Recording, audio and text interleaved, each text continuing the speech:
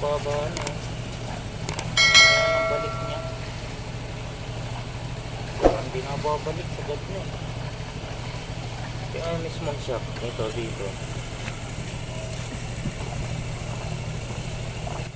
Yo, what's up sa inyo mga master? For today's video, paparipak nga pala tayo ng front suspension ng ating Click 160. Dahil kung makikita nyo dito sa video ay sobrang lata na nga niya or sobrang lambot niya na. Dahil napapansin ko ay wala na nga talaga siyang play at halos hindi na siya bumabalik kapag umaandar tayo. At dito kung makikita nyo mga master ay sobrang lalim na talaga ng baon niya at hindi na to maganda para sa ating motor mga master. So yun nga mga master, nakita nyo na nga yung problema ng ating Click 160.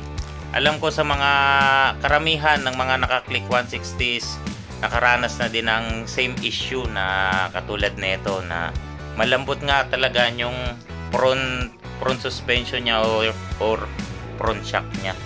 Kaya ang balak natin gawin ngayon is dadalhin natin sa shop, ipaparipak natin para tumigas siya. Tara, let's go!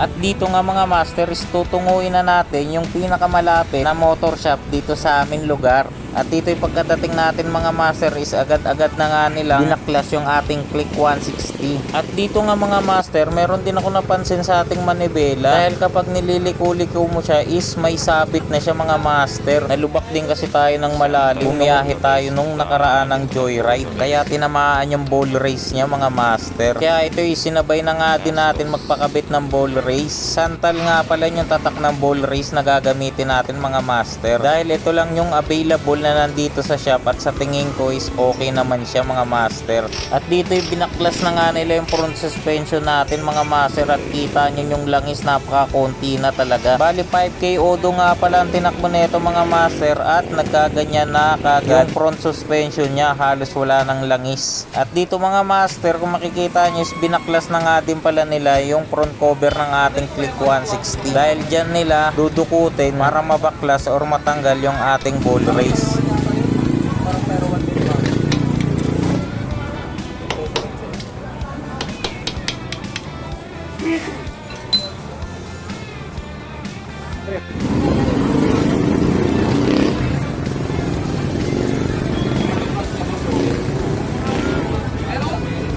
Alam mo yung parang shock sa kalooban yung tubig. Button up.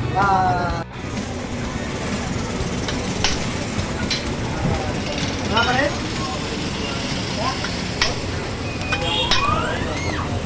At dito sa part na to mga master, kinakabit na yung ating bagong ball race at nilalagyan na din ng grasa.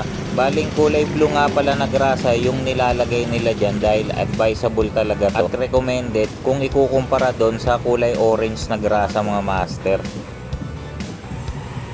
At para naman dun sa front suspension natin na pinaripak, Petron nga pala yung gamit natin na fork oil mga master. Bali 200 ml lang yan at hahatiin na lang yan. Magkabilaan, bali tig 100 ml siya bawat isa. At dito yung naisalpak na nga yung ball race natin mga master. At yung testing nga natin kung swabe nga yung pagkakabit niya or wala na ba talaga siyang sabit. At dito naman is naripak na din yung front suspension natin at yan kung makikita nyo is ina-assemble na nga nila para ikabit o isalpak sa ating Click 160. At dito mga master is almost done na nga tayo. At kung makikita nyo, kinakabit na lang yung gulong natin.